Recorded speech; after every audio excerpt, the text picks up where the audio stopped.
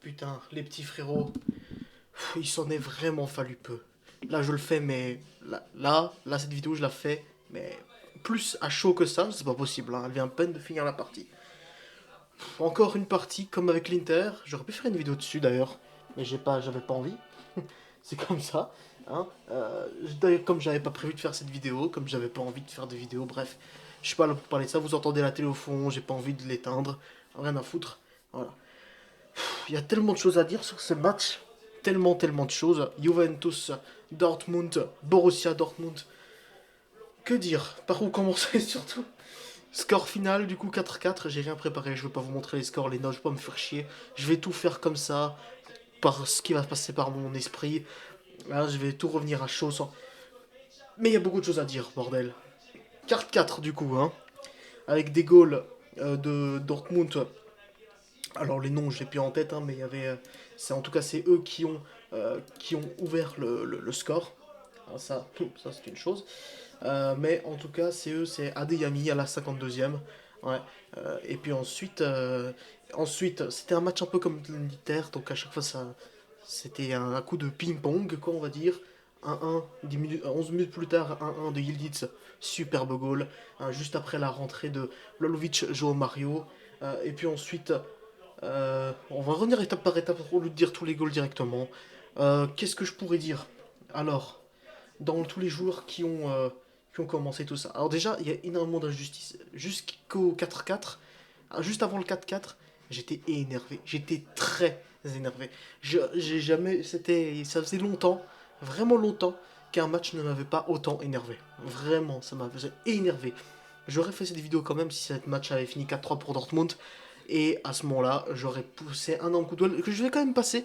Hein, mais j'aurais été encore plus vénère avec ce qui s'est passé. Alors, comment dire? Je sais pas qu'est-ce que les arbitres, qu'est-ce qu'ils ont contre nous, mais déjà l'année passée, il y avait eu ça contre les Psyches et on avait fait un miracle. Comme je suis rendu, on a fait un miracle, mais contre les Psyches, on avait gagné. Là, on a fait match nul, malheureusement, mais c'est toujours, c'est toujours ça de prix, hein, évidemment, bien évidemment. Mais ouais, j'aurais aimé qu'on gagne, on aurait mérité, hein, potentiellement. Euh, mais les arbitres, en revenant là-dessus, euh, le penalty, est-ce que. Non, le penalty, est-ce que je peux en parler quand même? Qu'est-ce que c'est que ce putain de fuck, quoi?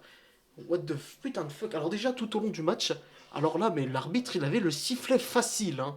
Quand on s'agissait de nous, on fait des fautes, soi-disant des fautes, et les joueurs de Dortmund tombaient par terre juste parce qu'il y a un gars qui faisait comme ça avec sa main, il le touchait, et puis là, il faisait comme si sa main était recouverte d'acide, et puis il le siffle directement faute. À nous, c'est tellement rare les fautes qu'il nous a sifflé à nous. Voilà, je sais pas. Ils ont quelque chose, l'UEFA a quelque chose contre nous. Hein, vraiment, j'ai vraiment l'impression que l'UEFA a quelque chose contre nous. Je ne saurais expliquer, mais voilà, c'est tout. Euh, à ce niveau-là, je comprends pas ce penalty sifflé. Alors déjà, tu siffles le penalty, alors que et puis tu fais pas le check. Je veux dire, il va pas aller la voir lui-même. Je veux dire, s'il y a la VAR, c'est pour l'utiliser, pour que l'arbitre l'utilise, pas pour que des mecs dans une camionnette prennent la décision à sa place.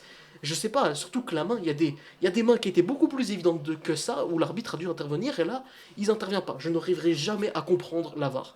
Hein, ça fait 8 ans qu'elle est mise en place, en Serie A, en tout cas. Ça fait 8 ans, depuis 2017, elle y est. Je n'ai jamais compris.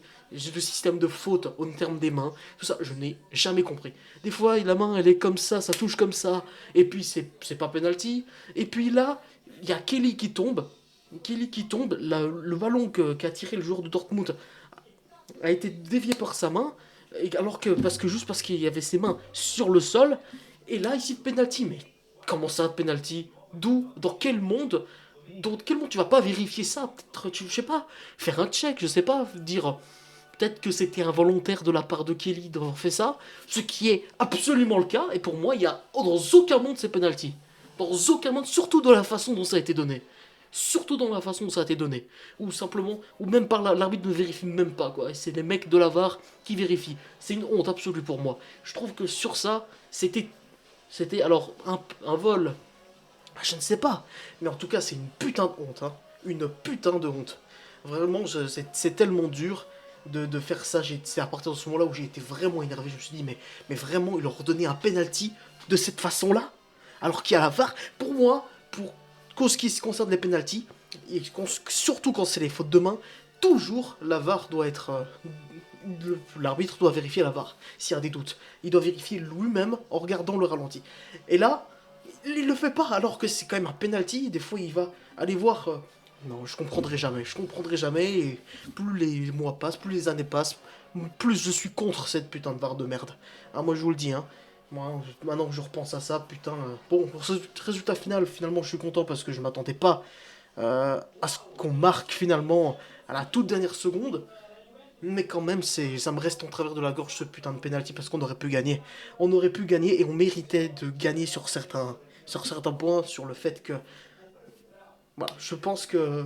Non, mais je pense qu'en vrai, on aurait pu, mais le match nul, ça va aussi. Mais on méritait pas de perdre. Malgré qu'il y ait certains joueurs auxquels il faut reparler. Du coup, je reprends du coup là où j'en étais à ce niveau-là. Au niveau des buts, hein, donc ensuite, il y a eu les changements. Moi, je me suis dit, alors parce que déjà les joueurs qui étaient titulaires, je remets la compo devant moi. Hein, Openda, c'est le premier match où il est titulaire. Il a été plutôt bon. J'ai bien aimé. Il n'a pas marqué, mais ça allait encore. Il était plutôt bon. Jonathan David, je ne comprends pas. Hein. Il est nul. Mais depuis cette début de saison, mais qu'est-ce qu'il est mauvais. Il est mauvais. On va dire qu'il doit s'adapter et tout ça. On va dire, ok, d'accord. Mais je veux pas qu'il mette 6 mois à s'adapter. Ou que, comme Osimhen, il mette 3 ans à s'adapter.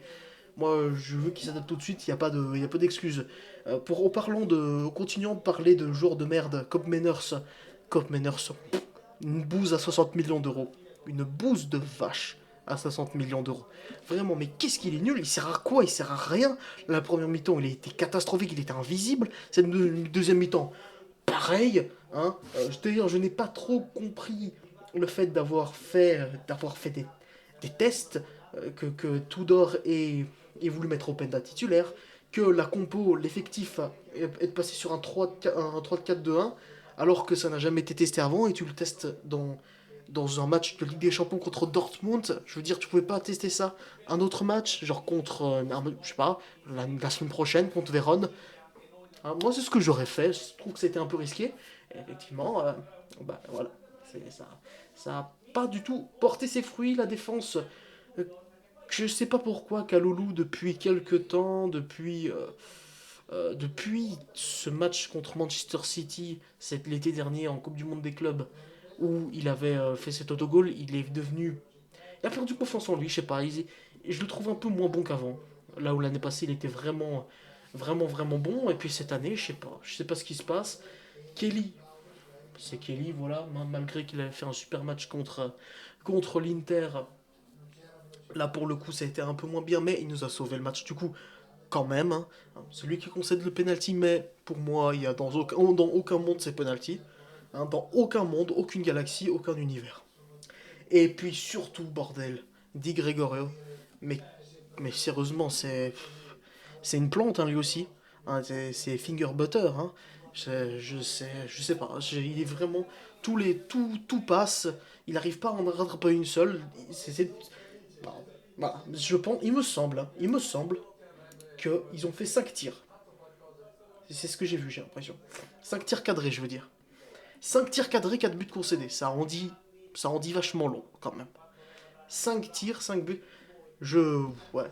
Ouais, non, moi j'ai jamais été très confiant en ce gardien. Et j'ai vu déjà des gens dire sur les réseaux que Perrine mérite plus sa place. Déjà en 2018, je pensais que ça allait être pour être numéro un qu'il était venu à la Juve. Mais moi, tout ce que j'espère pour Perrine, c'est qu'il soit il part, soit il devient numéro un. Parce que c'est un grand gardien. À la base, il est très fort. Et il en est venu à- ils en sont venus à le substituer en gardien numéro 2 alors qu'il mérite clairement beaucoup plus que ça. Peut-être même plus que Di Gregorio. Ça, je l'ai dit voilà. Ce que j'ai toujours dit en tout cas, je sais, c'est que Donnarumma aurait dû être, aurait dû être titulaire, on aurait dû tenter l'occasion pour Donnarumma dès 2021, hein, je trouve. Hein, mais je pense que c'était une grosse erreur de ne pas le prendre, alors que c'est clairement une équipe pour Donnarumma, ça. Hein. Donc, où j'en étais où? Ouais, juste avant de parler du 2-2, ouais, il y a eu un peu de Allegri en mode 2017, 2018, où il fait des changements, où Tudorf a fait des changements qui ont été décisifs. Euh, Alors, commençons par Vlahovic. Je savais que Vlahovic, il allait rentrer en jeu, je savais qu'il allait marquer. Mais qu'il allait faire le match qu'il a fait, je ne m'y attendais pas forcément. Donc il entre, ainsi que Joao Mario, et c'est là qu'il y a eu le goal de Yildiz avec le passe décisif de Joao Mario. Joao Mario qui a fait un super taf, hein, vraiment, sur le but de Yildiz, un but qui est magnifique d'ailleurs, incroyable. Euh, voilà, Joao Mario, il a fait un taf incroyable, il aurait dû être titulaire, il est assez fort, il est fort, Joao Mario. Et puis juste après, la minute d'après, vraiment, sur l'engagement, il y a eu ce but de Dortmund. Ensuite, il y a Adzic qui avait marqué cette magnifique frappe contre l'Inter qui est rentré, hein, à la place d'Openda, et puis ensuite Locatelli. Voilà, il y a vraiment eu les changements et puis ensuite il y a eu le 3-2 de Dortmund, et puis ensuite le penalty complètement scandaleux, et puis voilà, tout simplement. Et puis ensuite, après ça, on pensait que ça allait être finito. Il y a le but de Vlahovic, hein, qui est un très beau but encore une fois. Et puis, finalement, à la toute dernière minute, hein, le but de Kelly, avec cette magnifique passe de Vlahovic. Vlahovic qui a fait du coup une passe D et deux buts, incroyable. Vlahovic, incroyable, franchement. Voilà, je le mettrai titulaire. Je mettrai tous les matchs titulaires, mais le problème c'est que, on l'a vu, lorsqu'il entre en jeu, il marque. Et lorsqu'il est titulaire, il est invisible. Et puis voilà, je sais pas. Peut-être que justement une concurrence avec un Jonathan David, tout ça, peut-être que ça lui en avait besoin pour se relancer, pour gagner confiance en lui. Et c'est ce qu'il est en train de faire. Et moi, je ne souhaite que à ce qu'il redevienne à ce qu'il devienne un joueur qui vaut son prix, quoi. Qu'on l'a acheté parce qu'on l'a quand même acheté cher. Et ce serait pas mal qu'il fasse, voilà, qui devienne un joueur au niveau de sa valeur et de son salaire surtout. Et puis Cop Manners, je sais pas si je l'ai dire, mais grosse merde.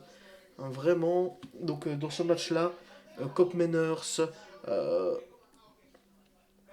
Di Gregorio, franchement, sur ce match-là, franchement, ils ont été vraiment, vraiment, vraiment, vraiment les plus mauvais. Sinon, les autres milieux, ça allait. Les autres milieux, ça allait. Ouais, McKennie, ça va. Thuram, ça va. Puis voilà, c'est tout ce que j'aurais à peu près à dire sur les joueurs. Il y a également Zegrova qui a fait ses débuts, il est rentré. Il m'a donné une bonne impression. Il n'a pas fait grand chose, mais sur le peu qu'il a fait, il m'a fait bonne impression, tout simplement. Et puis ensuite, voilà, c'est tout ce qu'on pourrait dire là-dessus. Je suis content qu'on n'ait pas perdu. J'aurais préféré qu'on gagne, évidemment. Mais franchement, vu le contexte du match, à partir du penalty, je suis content qu'on ait fait match nul finalement. Et puis voilà, il s'agirait de prendre moins de buts aussi, hein. On a pris 7 en 2 matchs, il s'agirait d'en prendre un peu moins de buts. Puis voilà, c'est tout ce que j'aurais à dire du coup les amis sur ce match. J'espère que vous aurez aimé, tout ça, tout ça. Et puis voilà, hein, ces arbitres, je sais pas ce qu'ils ont contre nous. Et puis, mais voilà, bon, faut faire avec, c'est comme ça. Allez, au revoir.